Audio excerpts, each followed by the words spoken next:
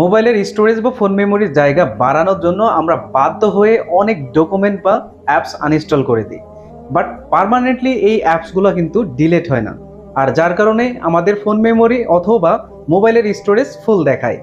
চলুন আজকের এই ভিডিওটির মাধ্যমে দেখাবো পার্মানেন্টলি কিভাবে আপনি এই অ্যাপসগুলো ডিলিট করবেন, সেটাই দেখাবো। তাহলে চলুন দেখা যাক কিভাবে সেটা করবেন।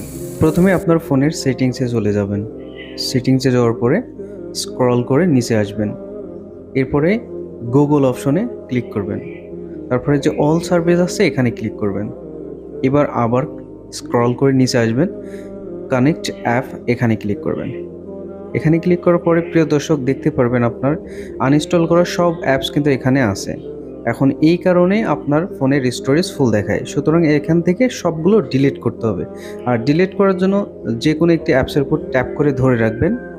এই যে নিচে আসবেন, আসার পরে এখানে দেখতে পারবেন ডিলিট অল আছে, এখানে ক্লিক করবেন। এখানে ক্লিক করার পরে কনফার্মে ক্লিক করবেন। কনফার্মে ক্লিক করার পরে কিন্তু ডান। এইভাবে করে সকল অ্যাপস আপনাকে ডিলিট করতে হবে। ডিলিট করার পরে কিন্তু আপনার ফোনের স্টোরেজ একদম ফাঁকা হয়ে যাবে।